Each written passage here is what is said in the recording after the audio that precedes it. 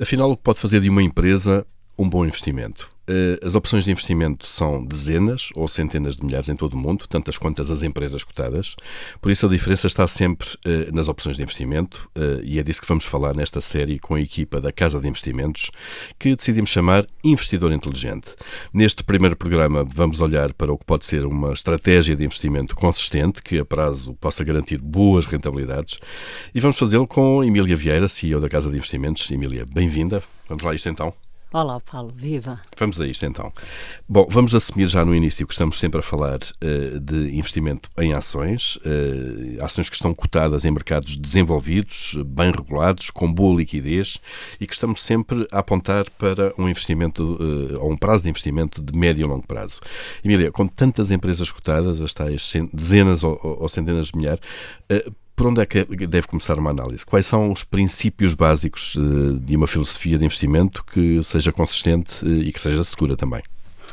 O princípio do investimento deve ser a segurança do capital e um retorno satisfatório a prazo e por isso é fundamental, obviamente, saber o que estamos a comprar. Se estamos a pagar menos do que aquilo que vamos receber no ativo com que ficamos. E isso é a essência do investimento inteligente e qualquer operação de investimento deve ser investimento em valor. Nós queremos ficar mais do que aquilo com que estamos a começar. Basicamente é isto. A filosofia de investimento em valor tem, de facto, consistência ao longo dos últimos quase 100 anos e os retornos, obviamente, no longo prazo são muito consistentes para os investidores. Mas quando olham para as empresas vão à procura de quê, concretamente? Quando olhamos para as empresas, nós queremos comprar boas empresas, queremos comprar negócios excepcionais que, basicamente, são caracterizados por 3 pilares, que é negócios com grandes vantagens competitivas, que tenham avenidas de crescimento e que sejam geridos por gestores capazes e honestos. É simples.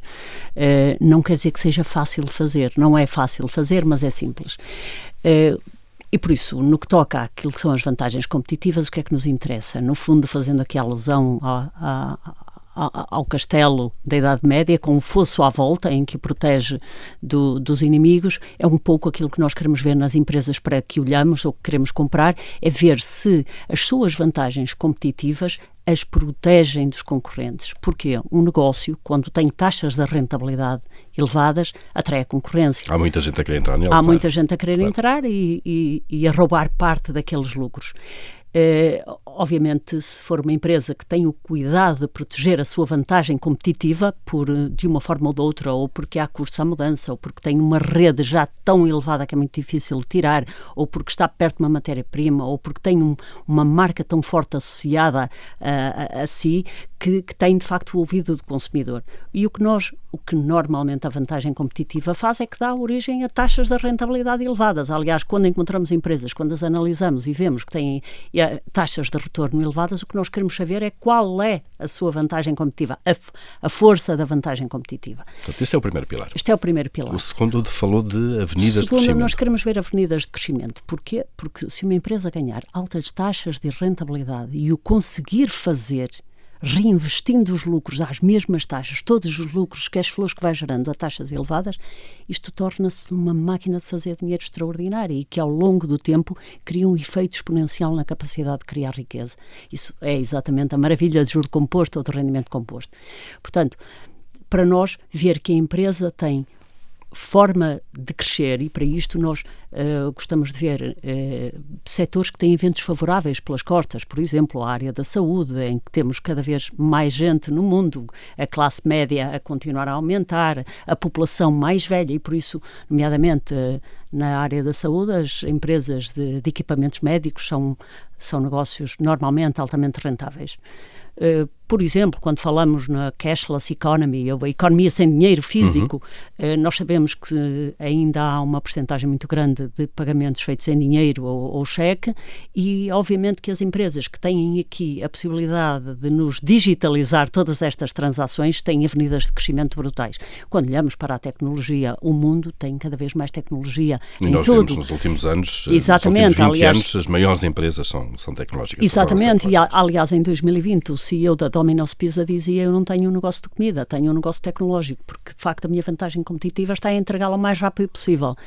E efetivamente é muito isto que nós procuramos. Procuramos encontrar negócios que têm ventos pelas costas. Quer isto dizer que têm, de facto, já um mercado cada vez mais elevado, continua a crescer. Depois é preciso gerir bem, Depois e aí passamos à qualidade da porque equipa o de negócio pode ser extraordinário, mas se estes cash flows que são produzidos, se estes lucros que são produzidos pela empresa e que na maioria e que em muitas empresas não há distribuição ou há uma distribuição pequena dos resultados, obviamente vão ser reinvestidos. Se eles forem reinvestidos a taxas igualmente elevadas, obviamente que faz todo sentido e até é melhor que a empresa nem distribua dividendos. O que nós queremos ver é, de facto, que os projetos em que eles são alocados continuam a produzir taxas de rentabilidade elevadas. Portanto, a empresa está, ao reinvestir, está a proteger as suas avenidas de crescimento, está a potenciá-las e está a proteger a sua vantagem competitiva. Por isso, para nós também é importante ver que a equipe de gestão tenha interesse nas ações, tenha participação nas ações, porque tem muito mais capacidade de olhar a longo prazo e gostamos de ver que os pacotes de remuneração tenham aqui uma compensação de longo prazo. Um incentivo bom para a equipa de gestão. Exatamente, porque empresas que traçam uma estratégia para cumprir com as estimativas trimestrais dos analistas vão a prazo ter problemas, como teve, por exemplo, a General Electric, que conseguia entregar todos os trimestres exatamente aquilo que estavam à espera ou mais 1 cêntimo do que aquilo que estavam à espera. Mas não é suposto que a gestão esteja preocupada com o resultado trimestral. Não deve estar. E nós admiramos as empresas que não o fazem, que não o seguem, porque essas são as que estão a preparar as empresas para os próximos 5, 10 ou 20 anos. Essas é que estão a ver muito para além da esquina e são esses gestores que nós gostamos de ter. E então, Emília, cruzando esses 3 planos agora, esses 3 filtros, digamos assim, portanto estamos a falar das vantagens competitivas, das tais avenidas de crescimento, qualidade da equipa de gestão.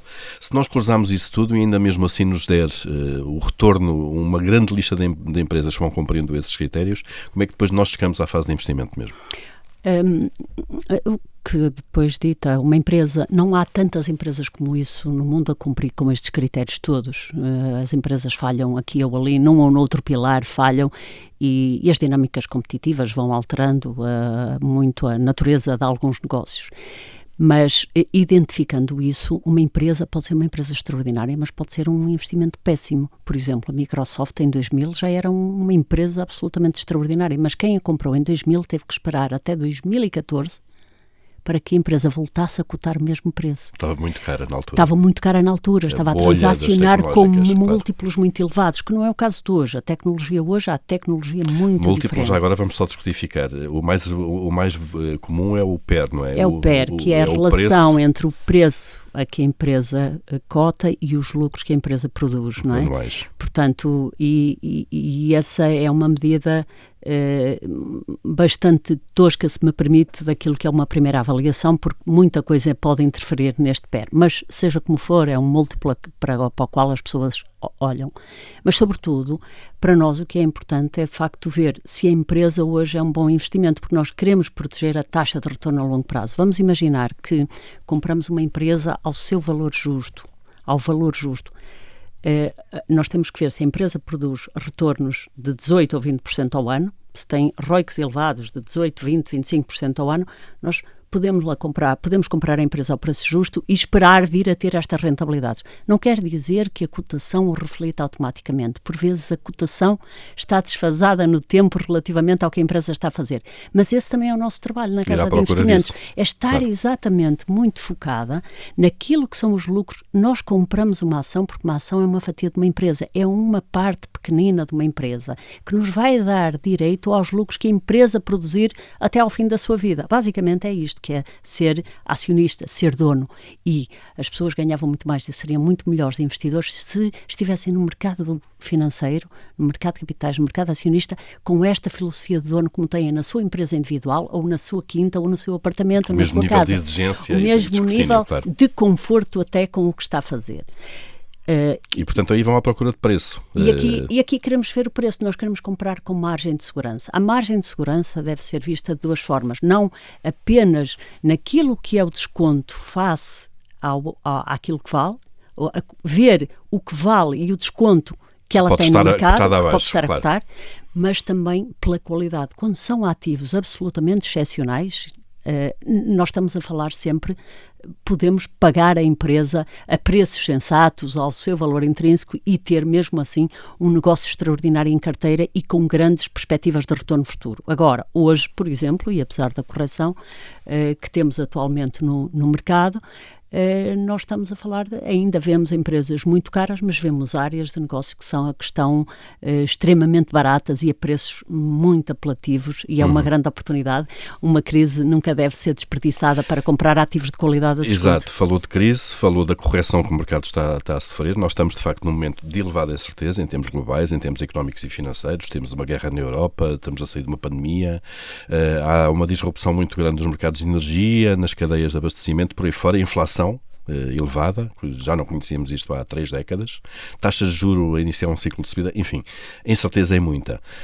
Como é que, no meio destas apreensões todas, o que é que deve fazer um gestor de uma carteira de investimento? Basicamente, se tivermos uma boa carteira de investimentos e se tivermos empresas, eu acho que o que mantém uma carteira de investimentos boa, sólida, e deve ser, nós devemos ter a preocupação de talhar uma carteira para qualquer mercado, para qualquer ambiente, e não andar atrás de uma tendência de curto prazo, e por isso nós não fazemos, não vamos agora investir em petróleo porque o petróleo está em alta, mas é sempre uma matéria-prima, é sempre um negócio muito condicionado ao preço da matéria-prima, e por isso não é uma área em que estejamos investidos. Mas o que nós temos que fazer é olhar é conhecer profundamente a empresa e ver se a empresa está preparada. Se a empresa tem vantagens competitivas e retornos elevados, ela pode até ter alguns trimestres de resultados mais baixos, mas tem capacidade de crescimento, tem um balanço sólido, porque é uma das características. Nós temos uma carteira de investimentos que tem um nível de endividamento muito abaixo daquilo que é a média de mercado, cerca de 1/3 daquilo que é a média de mercado, mesmo muito baixo, e muitas empresas têm tesouraria líquida e, portanto, isto significa que não precisam de se financiar. As taxas de juros estarem mais altas até lhes vão permitir aplicar os excessos de liquidez. Por exemplo, uma empresa como a Google tem 140 bilhões de dólares no balanço e, nesta altura, nem está a ter rentabilidade nesse dinheiro. Portanto, à medida que as taxas de juros subam, até pode aplicar em bilhetes de tesouro que até podem beneficiar desse contexto. E depois também é importante ver, quando estamos a falar das vantagens competitivas, são empresas que têm capacidade de passar o preço, o aumento de preço para o consumidor final. E nós, quando olhamos, por exemplo, ao que a Microsoft fez em agosto passado, que subiu os preços entre 8% a 22%, ou quando olhamos para uma Visa, uma Mastercard, que recentemente subiram preços, ou um conjunto de negócios que conseguem, pela sua natureza e pela necessidade que o mundo tem dos seus produtos ou serviços, conseguem passar o aumento de preço para o consumidor final. Agora, quando o negócio está excessivamente comoditizado, quando o negócio é mais cíclico, este é um negócio que sofre muito mais com este tipo de situação. Portanto, eu não quero dizer com isto que no curto prazo o mercado no curto prazo não faz sentido nenhum. Na maior parte das vezes não faz sentido nenhum. Ora tem os negócios subavaliados, ora tem os exageradamente avaliados face à riqueza que eles produzem, que deve ser a nossa âncora. A âncora de qualquer investimento deve ser o valor. Nós devemos comprar por menos do que aquilo que estamos a receber. Basicamente é isto que preserva e aumenta o capital a longo prazo. E para terminar, Emília, a diversidade de uma carteira é fundamental. Como é que se consegue, de facto, de diversidade? Há um número de títulos que são essenciais para isso? Sim, há muitos estudos empíricos que documentam, de grandes professores, prémios Nobel, etc., a nível mundial, que documentam que 20 títulos conseguem diversificar à volta de 90% daquilo que é a diversificação de mercado. Eu gosto muito de recorrer a uma frase do Warren Buffett, que tem várias leituras e que diz: só diversifica muito quem não sabe o que está a fazer. Nós temos muito mais necessidade na casa, nós gostamos de concentrar até 25 a 30 negócios extraordinários em várias áreas, em vários setores, não tendo a necessidade de ter todos a fazer o que está a fazer o mercado. Digamos que, imagine, o que nós fazemos é isto. Imagine que nós chegávamos a Lisboa e olhávamos para aqui e tentávamos ver, muito bem, eu tenho aqui X dinheiro para investir nas empresas de Lisboa. Vamos ver estas empresas. O que é que nós temos que ver? Quais são os melhores negócios? Quais são os que são bem geridos? Quais são os que têm hipótese de estar cada 20 anos a crescer? É isto que nós queremos ver. E, naturalmente, que a maior parte não nos ia interessar. Ia-nos interessar escolher aqui os tais 20, 25 negócios extraordinários, aqueles que são melhores, e era aí que íamos alocar capital. Não nos interessava aqueles que estão ali desgraçados para sobreviver porque não conseguem ganhar sequer o seu custo de capital. E tal, basicamente, alguém que tem um negócio de, imagine, consegue ter dinheiro a um preço de 10% ao ano e emprestá-lo a 20%. Tem aqui uma margem excelente. Mas se consegue ter o dinheiro a 10% ao ano e me empresta a 5%, destrói valor. A rentabilidade Portanto, é fundamental. O que nós queremos ver é, se forem negócios que efetivamente têm esta rentabilidade e ela consegue crescer, porque é um negócio com avenidas de crescimento, nós estamos a falar de um negócio que cria sempre muito valor, que é exponencial e que traz muita riqueza para o detentor da ação. É o essencial. Isto é o essencial. Claro, e muitos deles não cumprem com este critério, muitos deles acabam por destruir valor porque não ganham sequer o seu custo de capital. Muito bem, Emília. Chegamos ao fim deste nosso primeiro programa da série Investidor Inteligente, onde falamos basicamente dos grandes critérios para a escolha de investimentos. Nós, a partir de agora, vamos nesta série olhar concretamente para algumas empresas cotadas e para aplicar também esta matriz. Obrigado. Muito obrigada.